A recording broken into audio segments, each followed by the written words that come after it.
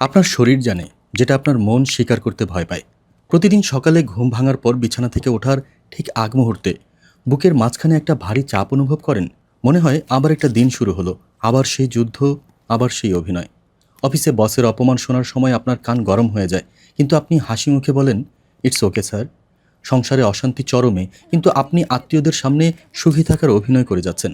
আপনি ভাবছেন আপনি মহৎ, আপনি ভাবছেন আপনি ধৈর্য ধরছেন, আপনি ভাবছেন যে সহে সে রহে। কিন্তু স্ট্যানফোর্ড ইউনিভার্সিটির নিউরোবায়োলজিস্ট রবার্ট সাপোলস্কি তার বিখ্যাত গবেষণায় দেখিয়েছেন, আপনি আসলে ধৈর্য ধরছেন না, আপনি নিজের শরীরের ভেতর বিষ পাম্প করছেন। যখন আপনি কোনো বিষাক্ত পরিবেশে দিনের পর দিন মানিয়ে নেন, তখন আপনার ব্রেন এক নাগারে কর্টিসল হরমোন রিলিজ করতে থাকে। এই কর্টিসল আপনার হিপ্পোক্যাম্পাস বা মেমোরি সেন্টারকে ধ্বংস করে দিচ্ছে, আপনার হার্টের ধমনীগুলো ব্লক করে দিচ্ছে। মেডিকেল সায়েন্স বলছে, ভুল জায়গায় ধৈর্য ধরা আর স্লো পয়জনিং বা বিষপানের মধ্যে বায়োলজিক্যালি কোনো পার্থক্য নেই। আজ আমরা এমন একটা সত্যের মুখোমুখি হব যা আপনার এতদিনের বিশ্বাস বা বিলিফ সিস্টেমকে ভেঙে চুরমার করে দেবে। আজ আমরা জানব কখন সবর বা ধৈর্য জান্নাতের চাবি হয়, আর কখন এই একই সবর আপনাকে জাহান্নামের দিকে ঠেলে দেয়, দুনিয়া আখিরাত উভয় জায়গাতেই। আজকের ভিডিওটি কোনো সাধারণ মোটিভেশনাল স্পিচ নয়, এটি একটি সাইকোলজিক্যাল এবং থিওলজিক্যাল অটোপসি। আমরা ব্যবচ্ছেদ করে দেখব আপনার জীবনের সিদ্ধান্তগুলোকে। আপনি কি আসলেই তাকওয়াবান বান্দা হিসেবে ধৈর্য ধরছেন, নাকি আপনি বয়লিং ফ্রগ সিনড্রোম বা সেদ্ধ ব্যাঙের মরণ ফাঁদে আটকে গেছেন? আজকের এই আলোচনা যদি আপনি শেষ পর্যন্ত শোনেন এবং জীবনের সমীকরণ মেলাতে পারেন, হয়তো আজই আপনার জীবনের মোড় ঘুরে যাবে। আসসালামু আলাইকুম। আপনাদের সবাইকে স্বাগত জানাচ্ছি গভীর একটি বিশ্লেষণে। আমাদের সমাজ ব্যবস্থাটা এমনভাবে তৈরি যে এখানে ছোটবেলা থেকেই আমাদের একটা কোড ল্যাঙ্গুয়েজ শেখানো হয়। কোডটা হলো চুপ থাকো। স্কুলে টিচার অন্যায় করলেও চুপ থাকো। ইউনিভার্সিটিতে বড় ভাই র‍্যাগ দিলেও চুপ থাকো। চাকরিতে বস ওভারটাইমের টাকা না দিলেও চুপ থাকো, চাকরি চলে যাবে। এই চুপ থাকা বা সহ্য করাকে আমরা গ্ল্যামারাইজ করে নাম দিয়েছি সবর। আমরা মনে করি চুপচাপ সব অত্যাচার সহ্য করে যাওয়ার নামই হলো ইসলামী শরীয়তের সবর।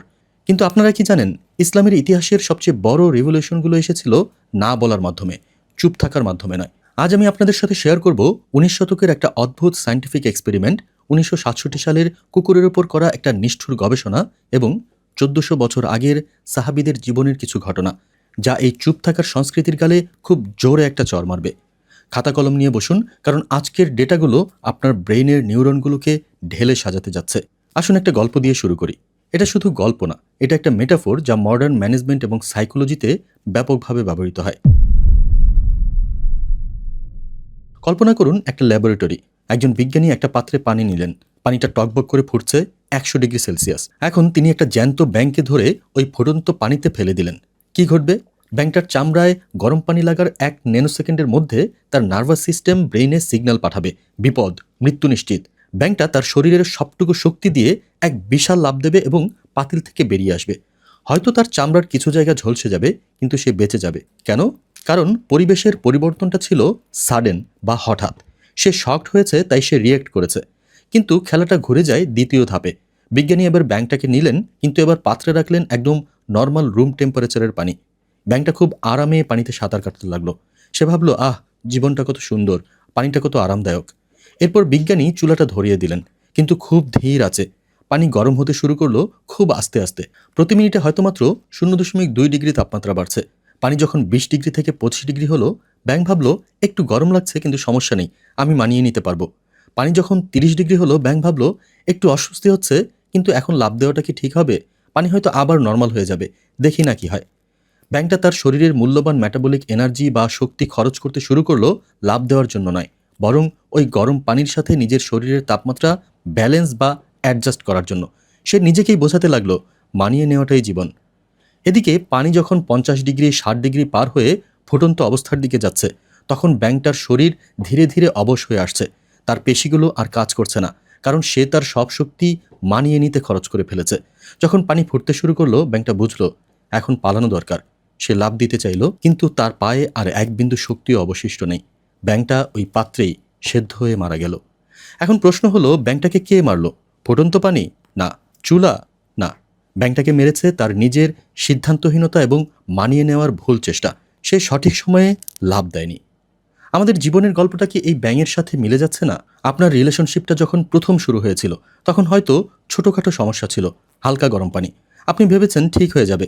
আপনার চাকরির প্রথম বছরে হয়তো বস একটু খারাপ ব্যবহার করেছিল, আপনি ভেবেছেন নতুন তো মানিয়ে নেই। আজ 5 বছর 10 বছর পর সেই পানি এখন ফুটছে। আপনার ডিপ্রেশন এখন ক্লিনিক্যাল স্টেজে, আপনার অ্যাংজাইটি এখন প্যানিক অ্যাটাকে রূপ নিয়েছে, কিন্তু আপনি এখনও নড়ছেন না, কারণ আপনার আর লাভ দেওয়ার শক্তি নেই। আপনি এখন ওই সেদ্ধ ব্যাঙ। আপনার মনে প্রশ্ন আসতে পারে, ভাই আমি তো মানুষ, ব্যাঙ না, আমার বুদ্ধি আছে, আমি কেন বের হতে পারছি না? এর উত্তর দিয়েছে সাইকোলজি। এটাকে বলা হয় লার্নড হেল্পলেসনেস বা অর্জিত অসহায়ত্ব। এবার যাই দ্বিতীয় এক্সপেরিমেন্টের দিকে। 1967 সাল, University of Pennsylvania. Doctor Martin Seligman এবং স্টিভেন মেয়ার একটা এক্সপেরিমেন্ট করলেন। তারা কিছু কুকুরকে একটা খাঁচায় রাখলেন। খাঁচার ধাতব মেঝেতে হালকা ইলেকট্রিক শক দেওয়া হতো। প্রথম গ্রুপে কুকুরগুলোর সামনে একটা বাটন ছিল। তারা শকের ব্যথা পেলে বাটনটা চাপ দিলেই শক বন্ধ হয়ে যেত, অর্থাৎ তাদের হাতে কন্ট্রোল ছিল।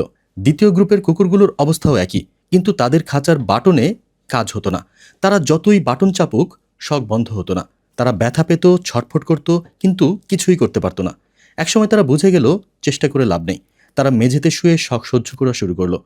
এক্সপেরিমেন্টের দ্বিতীয় ধাপে আসল চমকটা এলো। এবার গবেষকরা খাঁচার দরজা খুলে দিলেন। প্রথম গ্রুপের কুকুরগুলো যারা আগে শক বন্ধ করতে পেরেছিল, তারা দরজা খোলা দেখা মাত্রই এক লাফে খাঁচা থেকে বেরিয়ে গেল। কিন্তু দ্বিতীয় গ্রুপের কুকুরগুলো, দরজা খোলা, বাইরে সবুজ ঘাস, মুক্ত বাতাস, কোনো শক নেই, শুধু এক পা বাড়ালেই মুক্তি। কিন্তু তারা নড়ল না। তারা ফ্লোরে শুয়ে গোঙাতে লাগলো। কেন? কারণ তাদের ব্রেইন শিখে নিয়েছে যে আমি অসহায়, আমার দ্বারা কিচ্ছু হবে না, পালানোর চেষ্টা করে লাভ নেই। এই লার্নড হেল্পলেসনেস আজ আমাদের সমাজের মহামারী। আপনি যখন ছোটবেলায় কিছু করতে চেয়েছেন, বাবা মা বলেছে তুই পারবি না। স্কুলে প্রশ্ন করতে চেয়েছেন, স্যার বলেছে বোকা কোথাকার, বসো। অফিসে নতুন আইডিয়া দিয়েছেন, বস বলেছে তোমার কাজ চিন্তা করা না, তুমি কাজ করো। বারবার রিজেকশন খেতে খেতে আপনার ব্রেইন এমনভাবে মডিফাই হয়ে গেছে যে এখন আপনার সামনে সুযোগ বা অপরচুনিটি আসলেও আপনি দেখতে পান না। আপনার চোখের সামনে খাঁচার দরজা খোলা, কিন্তু আপনি ভাবছেন আপনি বন্দী। এটা কোনো আধ্যাত্মিক সমস্যা না, এটা পিওর নিউরোলজিক্যাল কন্ডিশন। আর এই কন্ডিশন ভাঙার জন্য শুধু ইচ্ছা যথেষ্ট না, দরকার অ্যাকশন। একটু থামুন, বিষয়টা গভীর, তাই হজম করতে সময় লাগবে। আমি চাই আপনি এখন একটা কাজ করুন, নিজেকে প্রশ্ন করুন, আপনার লাইফের কোন এরিয়াতে আপনি লার্নড হেল্পলেসনেসে ভুগছেন? 1 ক্যারিয়ার, 2 রিলেশনশিপ, 3 নাকি নিজের শারীরিক স্বাস্থ্য? কমেন্টে শুধু নাম্বারটা লিখুন, 1, 2 অথবা 3। বিশ্বাস করুন, এই কমেন্টটা লেখা মানে হলো আপনি আপনার ব্রেনকে সিগন্যাল দিচ্ছেন যে আমি আমার সমস্যাটা আইডেন্টিফাই করেছি। এবং সমস্যা আইডেন্টিফাই করা মানেই হলো সমাধানের পথে 50% এগিয়ে যাওয়া। ভিডিওটা পজ করুন এবং কমেন্টটা এখনই লিখুন। এখন আসুন সবচেয়ে সেন্সিটিভ পার্টটাতে, ধর্ম। আমরা অনেকেই এই টক্সিক সিচুয়েশনে পড়ে থাকি কারণ আমরা ভয় পাই। আমি যদি প্রতিবাদ করি বা চলে যাই, তাহলে কি আমি সবর করলাম না? আল্লাহ কি আমার উপর নারাজ হবেন? আসুন সবর শব্দটার পোস্টমর্টেম করি।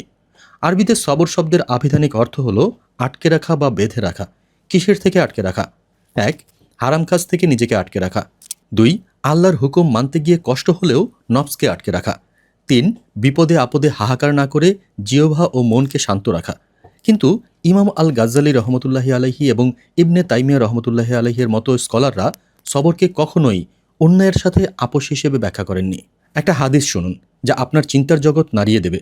রাসূলুল্লাহ সাল্লাল্লাহু আলাইহি ওয়াসাল্লাম বলেছেন, দুর্বল মুমিনের চেয়ে শক্তিশালী মুমিন আল্লাহর কাছে বেশি প্রিয় এবং উত্তম। সহিহ মুসলিম। এখানে শক্তি বলতে শুধু ফিজিক্যাল বডি বোঝায়নি, মেন্টাল এবং ইমোশনাল শক্তিও বুঝিয়েছে। যে মুমিন নিজের অধিকার আদায়ে সচেতন, যে অন্যায়ের প্রতিবাদ করতে জানে, সে আল্লাহর কাছে ওই মুমিনের চেয়ে প্রিয় যে মুমিন দুর্বল এবং শুধু মার খেয়ে যায়। ইসলামের ইতিহাস দেখুন, হজরত সুমাইয়া রাদিয়াল্লাহু আনহু যখন শহীদ হলেন, তখন সেটা ছিল সবর। কারণ তখন তাদের হাতে ক্ষমতা ছিল না, সংখ্যায় কম ছিলেন। কিন্তু মদিনায় যখন মুসলিমদের শক্তি হলো, তখন কি রাসূল সাল্লাল্লাহু আলাইহি ওয়াসাল্লাম বদরের মাঠে না গিয়ে ঘরে বসে সবর করেছিলেন? না, তিনি আরমার পরেছেন, তলোয়ার নিয়েছেন, স্ট্র্যাটেজি সাজিয়েছেন এবং ৩১০ জনকে নিয়ে ১,০০০ জনের বিরুদ্ধে দাঁড়িয়েছেন। এটাকে বলে সবর আল ইকদামি। সবর মানে হাত পা গুটিয়ে বসে থাকা নয়।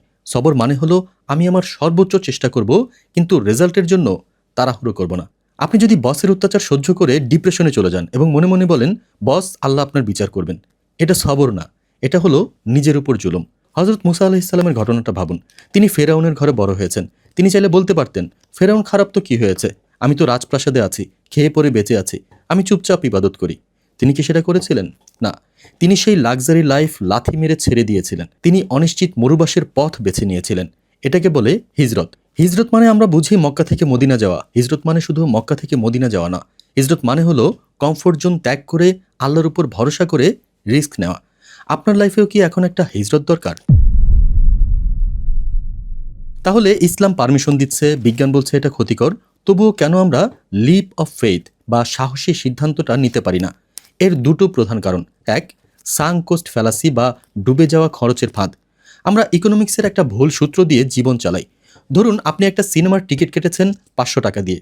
সিনেমা হলে ঢোকার 15 মিনিটের মধ্যে বুঝলেন সিনেমাটা জঘন্য। এখন লজিক্যাল কাজ হলো বেরিয়ে আসা এবং বাকি 2 ঘন্টা সময় বাঁচানো। কিন্তু আমরা ভাবি 500 টাকা দিয়েছি, চলে যাব, উসুল করে ছাড়ব। তাই আমরা আরও 2 ঘন্টা ধরে বোরিং সিনেমা দেখে আরও বেশি লস করি। জীবনের ক্ষেত্রেও তাই। এই চাকরিতে 5 বছর দিয়েছি, এখন ছেড়ে দিলে এই 5 বছর লস। এই রিলেশনশিপে 3 বছর ইনভেস্ট করেছি, এখন ব্রেকআপ করলে লস। আরে ভাই, চাকরিতে 5 বছর তো লস হয়েই গেছে, ওটা আর ফেরত পাবেন না। কিন্তু আপনি যদি আরও 5 বছর থাকেন তাহলে টোটাল 10 বছর লস হবে। অতীতের লসের কথা ভেবে ভবিষ্যতের লস বাড়ানো কি বুদ্ধিমানের কাজ? 2, সোশ্যাল ভ্যালিডেশন বা মানুষ কি বলবে।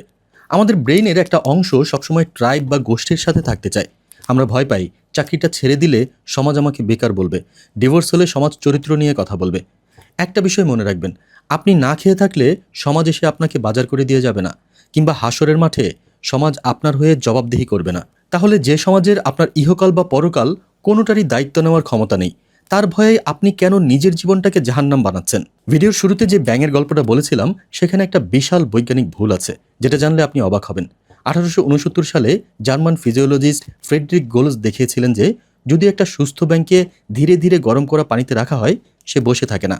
পানি যখনই তার জন্য অস্বস্তিকর বা 25 ডিগ্রি সেলসিয়াসের উপরে যায়, সে লাফ দিয়ে বেরিয়ে যায়। তার মানে কি? তার মানে হলো একটা সামান্য ব্যাঙেরও এই বুদ্ধিটা আছে যে এখানে আমার ক্ষতি হচ্ছে, আমাকে পালাতে হবে। তার মানে ব্যাঙও এখন আর বয়লিং ফ্রগ হয় না।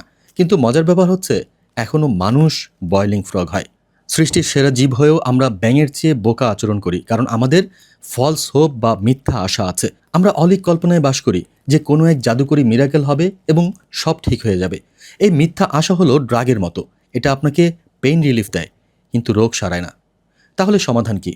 কালকেই কি গিয়ে বসকে রেজিগনেশন লেটার দেবেন, বা কালকেই ডিভোর্স ফাইল করবেন? না, সেটাও বোকামি হবে।